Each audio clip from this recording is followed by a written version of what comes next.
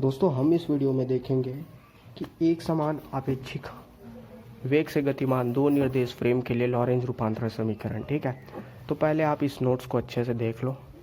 ठीक है, तो पहले हम परिभाषा के बारे में बात करते हैं कि परिभाषा क्या बोलती है कि अंतराकाश में किसी कण की स्थिति तथा स्थिति को जब दो सरल फ्रेम्स में स्थित प्रेक्षकों द्वारा मापा जाता है तो कण की स्थितियों तथा समय के बीच संबंधों को प्रदर्शित करने के लिए लॉरेंज कुछ समीकरण प्राप्त किया, जिसे लॉरेंज समीकरण कहते हैं।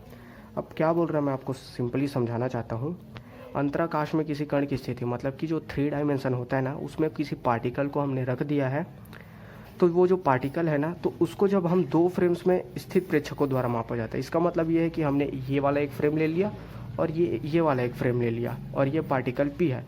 तो जब इसको दोनों फ्रेम के डायरेक्शन से हम जब देखेंगे ना, तो कण की स्थितियों तथा समय के बीच, तो ये जो कण है ना, उसकी स्थिति कि ये कहाँ पर है और उसके समय के बीच संबंधों को प्रदर्शित करने के लिए लॉरेंज ने कुछ समीकरण प्राप्त किया था, जिसे लॉरेंज रूपांतरण समीकरण कहते हैं। ठीक है, ये फ्रेम है, ये एक्चुअली पार्टिकल है और ये दो फ्रेम है। तो दोनों फ्रेम के साइड से हम कण की स्थिति को देखेंगे और इसके बीच समय को हम जब देखेंगे तो जिस प्रकार का हमें समीकरण प्राप्त होगा, जिसे लॉरेंज नामक साइंटिस्ट ने हमें बताया है, तो जो समीकरण प्राप्त होगा उसको हम लॉरेंज समीकरण कहेंगे।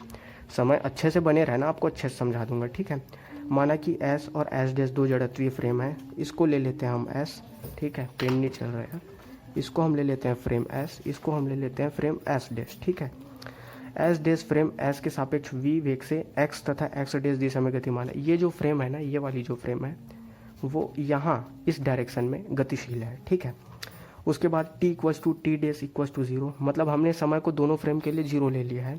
t तथा t डैश दोनों फ्रेम्स के लिए रिकॉर्डेड टाइम है, यहाँ से हम लोग टाइम रिकॉर्ड कर रहे हैं। तो t डैश यहाँ का होगा, t यहाँ का समय होगा, तो फ्रेम्स में रिकॉर्डेड टाइम है। ठीक है, इसके बाद एक और पॉइंट है, बुलेट पॉइंट। जब प्रकाश, यहाँ देखते हैं ना, जब प्रकाश P पर पहुँचता है तो माना 0 तथा 0 डैश पर, O तथा O डैश पर स्थित प्रेक्षकों द्वारा प्रेक्षित स्थितियाँ और समय क्रमशः ये होगा। इसको रट लेना कैसे भी करके, x y z t और x dash y z dash और t डैश, मतलब ये जो है ना वो क्या है, ये प्रेक्षकों द्वारा प्रेक्षित स्थितियाँ मतलब डायरेक्शन ले लिया और समय ले लिया। तो डायरेक्शन कौन सा था, x y z, और ये जो t है वो था उसका वो समय। अब ठीक उस वाले फ्रेम के लिए, s डैश फ्रेम के लिए x dash y dash z dash और t डैश होगा, इसका समय और स्थिति।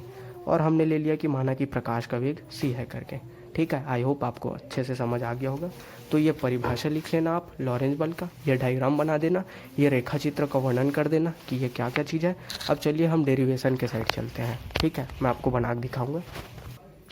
तो डेरिवेशन कुछ ऐसे होगा कि ये रटने वाला डेरिवेशन, जो डेरिवेशन है ना दोस्त, वो रटने वाला डेरिवेशन है। ठीक है, तो ज़्यादा डीपली मत जाना, क्योंकि ये फार्मूलाज होते हैं जिसको बनाने के लिए साइंटिस्ट बहुत समय लगाते हैं, उसको हमें एकदम से बताना होता है ना, तो इसलिए हम एकदम से नहीं बता पाते, इसको हम शॉर्ट में बनाने का ट्राई करते हैं।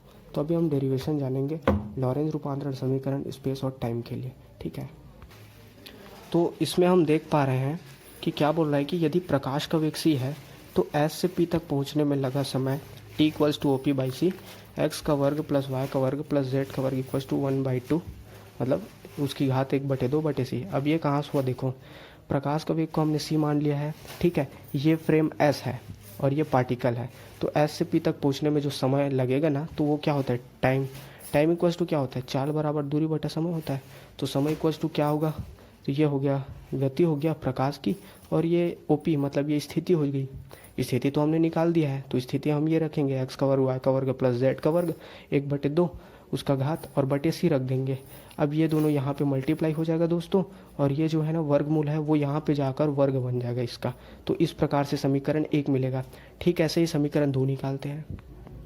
अब देखो जैसे इसको हमने लिया है ठीक वैसे इसको ले लिया है। ठीक है, ज़्यादा कोई डिफरेंस नहीं है, बस डैश डैश का डिफरेंस है। तो ठीक इसी प्रकार दूसरे फ्रेम जो कि एस डैश फ्रेम है उसके लिए लगने वाला समय ले लिया हमने, T dash equals to O dash P ले लिया। ठीक है, बस इसमें डैश डैश लगाना है, टी में भी डैश लगाना है, इसमें डैश लगाना है। सी में डैश इसलिए नहीं लगेगा क्योंकि प्रकाश का वेग कांस्टेंट होता है। ठीक है, तो अब ये जाहिर सी बात है इसका वर्गमूल होता, सॉरी मैं गलत लिख दिया हूँ इधर, ये एक्चुअली इधर वर्गमूल ऐसे होगा। ठीक है, ये ऐसा, तो ये वहाँ पे जाके ऐसा बन जाएगा। तो आई होप ये वाला इक्वेशन भी आपको समझ में आया होगा। इसको हम समीकरण 2 ले लेते हैं, ठीक है।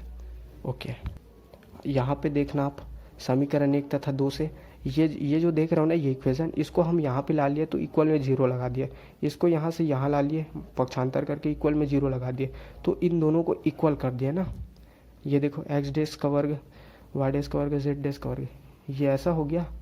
और ये जो हो गया एक्स का वर्ग वाई का वर्ग जेड का वर्ग, इसको यहाँ पे ला लिया तो माइनस हो जाएगा अंदर में, तो उसको यहाँ लिख लिया, इसको यहाँ लिख दिया, तो ये दोनों को 0 के इक्वल लिख लिया।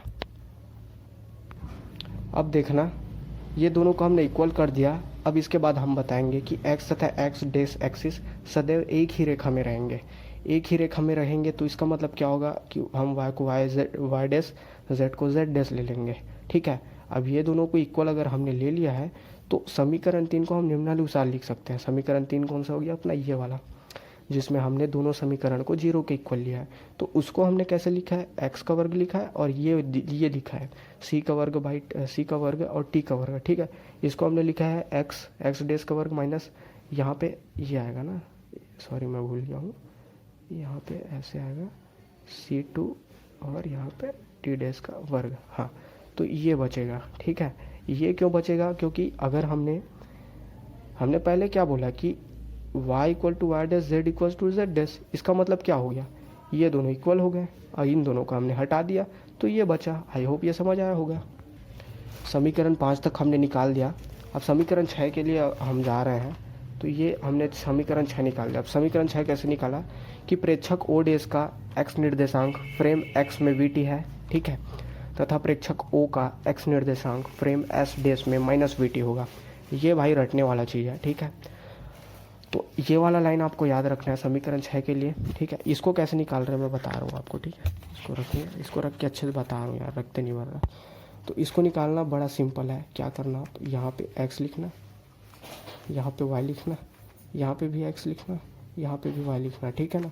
और x माइनस वी टी ऐसे याद रखना, x माइनस वी टी, इधर भी लिख देना x माइनस वी टी, ठीक है। इधर डैश लगा देना, इधर डैश लगा देना, समझ पा रहे हो बात को, ठीक। इधर डैश लगा देना और ये टी में डैश लगेगा, ओके, समझ पा रहे हो बात को। और बाकी सब चीज़ें सेम रहेंगी। इसको क्या है, थोड़ा सा अपना प्रेम से इसको प्लस कर देना, तो इसको बना देना इक्वेशन 6। बस इसको याद रखना कि प्रेक्षक ओ डेस का x निर्देशांक फ्रेम s में वी टी, प्रेक्षक O का x निर्देशांक फ्रेम s डेस में माइनस वी टी होगा। यहाँ जो फ्रेम होगा ना, यहाँ पे डेस नहीं लगा है तो यहाँ पे डेस लगेगा, यहाँ पे डेस लगा है तो यहाँ पे डेस नहीं लगेगा, तो ऐसे करके चीज़ होगा। ऐसा करके आप इक्वेशन 6 निकाल लेना। यहाँ तक निकाल लेना। अब उसके बाद क्या करना है, इसको y को ना गामा मान लेना, ठीक है। तो गामा डेस के 2 निर्देशांक हैं, ठीक है। ये एक निर्देशांक 2 निर्देशांक हो गए। तो ऊपर के समीकरण में, तो जो ऊपर के समीकरण होंगे ना, ये दोनों समीकरण, उसमें x डेस को विलोपित करना है। तो यहाँ का x डेस विलोपित हो गया तो इन दोनों को जोड़ देते हैं, ठीक है हम लोग, ठीक है, समझ पा रहे हो। तो x डेस को हम लोग विलोपित कर देंगे। वाह भाई कुत्ता, बड़ा मजा कर रहा है। तो ये देखो इन दोनों को हम जोड़ देंगे, ऊपर नीचे दोनों को। तो x डेस को हम 0 ले लेते हैं और इसको हम x को ऐसे ऐड कर देते हैं, ठीक। वैसे ही ये तो रहेगा भाई, ये तो जिंदाबाद रहेगा। ये अपना गामा हो गया x माइनस वी टी। उसके बाद ये तो रहेगा ही रहेगा, प्लस ये गामा डेस। इसके बाद इसको 0 ले लेंगे, है ना, 0 plus v t dash plus v t dash. एक काम करना यार, इन दोनों को जोड़ देना, इन दोनों को ना मल्टीप्लाई करना, बस इसको। ये कोई रूल नहीं है ना, मैथमेटिक्स का कोई रूल नहीं है, बस मैं समझने के लिए आपको बता रहा हूँ कि आप ऐसा कर सकते हो। तो x इक्वल आपको क्या मिलेगा, gamma days x minus we T, x minus we T plus, मतलब ना एक हाथ में कैमरा लिया हूँ, एक हाथ में लिख रहा हूँ, तो इसीलिए नहीं भर रहा है। तो ये गामा डेस हो गया, ये हो जाएगा वी टी डेस। इसको आप ले लेना समीकरण नंबर 6 ऐसे करके, ठीक है। नहीं समीकरण मत लेना, सॉरी, इसको कुछ मत लेना। इसको ये जो चीज़ है ना वो रट्टा मारने वाली चीज़ है। ये वाला इक्वेशन 6 निकालने के बाद हमने ये निकाला। उसके बाद इक्वेशन 7 निकालने के लिए क्या करना है, टी डेस को ना इक्वल करना है गामा के, टी डेस को इक्वल करना है गामा के। उसके बाद तुरंत इसको लिखना है 1 अपॉन गामा डेस माइनस 1, इसको इंटू कर देना है x माइनस वी से, उसको माइनस कर देना टी से। क्या बता रहा हूँ देखो, पहले ऐसे लिखना, T dash equals to gamma लिखना ऐसे करके, फिर लास्ट में चला जाना 1 अपॉन गामा गामा डैश -1, इसको ब्रैकेट को बंद कर देना, एक्स बाई वी से इसको मल्टीप्लाई कर देना और टी से इसको घटा देना। ऐसे करके याद करोगे तो जल्दी याद होगा। तो ये समीकरण 7 आप बना लोगे। दोस्तों ध्यान देने वाली बात यह है कि ये जो टी डैश निकला और ये जो एक्स डैश निकला, जो इक्वेशन 6 का, ये दोनों बहुत इंपॉर्टेंट है। अब इसको इक्वेशन नंबर 5 में पुट कर देना। इक्वेशन नंबर 5 अपना यहाँ पे लिखे हमने मस्त से। ये देखो कि क्या है, एक्स का वर्ग माइनस सी का वर्ग बटे टी का वर्ग, उसके बाद एक्स डैश का वर्ग सी का वर्ग डैश टी का वर्ग। अब इन दोनों में इसका वैल्यू पुट कर देंगे तो हमें मिलेगा ये। तो अब मान रख दिया हमने, इस साइड तो कुछ नहीं हो रहा तो ये एज इट इज़ हो जाएगा। यहाँ पे हम वैल्यू रख देंगे गामा का वर्ग, क्योंकि है ना, इसको क्या है, वर्ग करना है हमें, समझ पा रहे हो। एक्चुअली ये एक्स का वैल्यू होगा तो उसका वर्ग हो जा रहा है, तो गामा है ना, ये गामा का वर्ग है, एक्स माइनस वी टी का वर्ग हो गया। ठीक वैसे ही सी का वर्ग गामा का वर्ग T minus X by V 1 minus 1 upon gamma gamma dash और पूरे का होल स्क्वायर। अब क्या ये इक्वेशन मान लिए है ना, उसके बाद क्या करना, एक्स का वर्ग और यहाँ पे टी का वर्ग लेंगे, एक्स का वर्ग ले लेंगे और टी का वर्ग ले लेंगे और यहाँ पे ले लेंगे 2xt। तो ये तीनों का गुणांक ऐसे लिखना, तीनों का गुणांक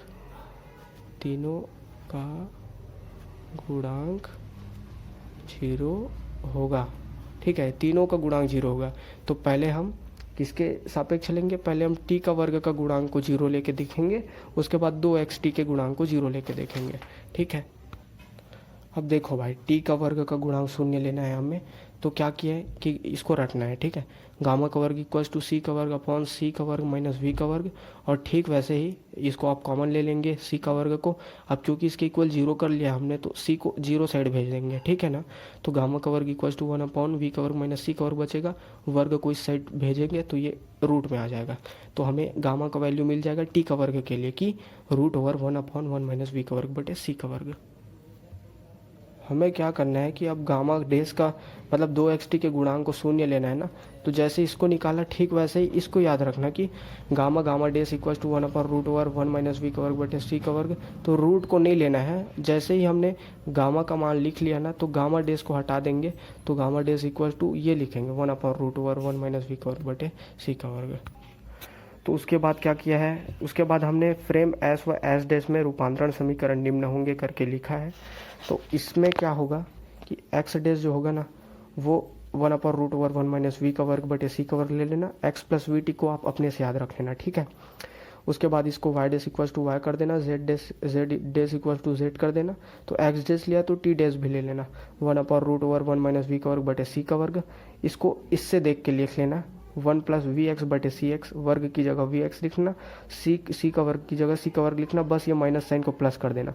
ठीक वैसे इसके विपरीत फ्रेम एस में एस से एस में रूपांतरण समीकरण 2 के स्थान पर माइनस वी रखने पर प्राप्त होंगे। मतलब ये दोनों को कंपेयर करके पढ़ लेना आप, एक्स डैश लगा टी डैश लगा, एक्स लिखेंगे तो टी लिखेंगे सीधी, है ना। एस डैश से एक्स एस में रूपांतरण होगा, यहाँ पे एस से एस डैश में रूपांतरण होगा। तो एक्स डैश वाई डैश को डैश में रूपांतरण करते टाइम लिख देना, एस डैश से एस में सिंपल में रूपांतरण करते टाइम एक्स और टी नॉर्मल लिख देना, कोई डैश मत लगाना। ठीक है, सेम चीज़ यहाँ पे रिपीट होगा, पर एक चीज़ याद रखना, अगर यहाँ पे डैश लगाया हो तो इसके वैल्यू में तो डैश नहीं लगेगा, लेकिन यहाँ पे अगर डैश नहीं लगा है तो इसके वैल्यू में ज़रूर डैश लगेगा, डैश टी में लग जाएगा।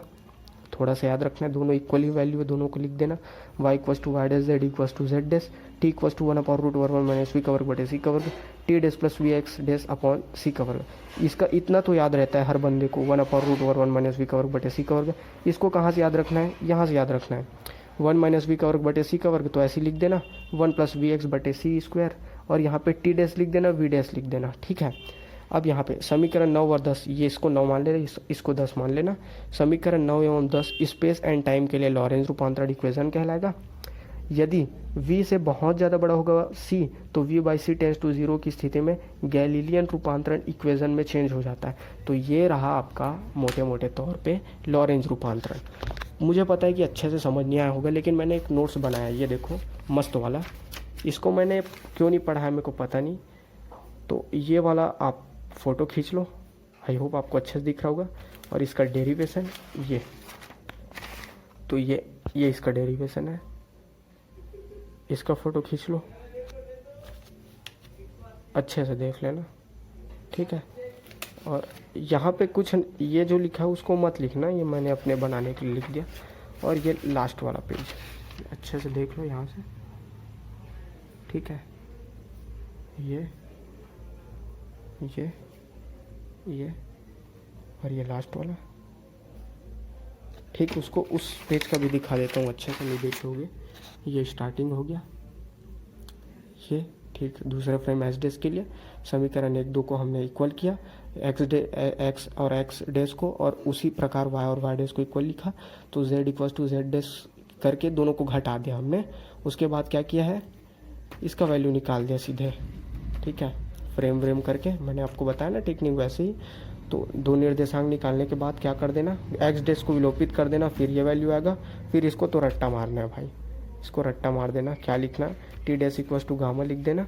उसके बाद 1/गामा, gamma dash -1 x by v minus t, ठीक है। ये तो ऐसे लिख दिया अपने से, तो ये तो मैं दिखा दूँ। आई होप आपको अच्छा लगा होगा। मेरी पहली वीडियो है, तो अगर कुछ गलती होगी तो माफ़ कर देना।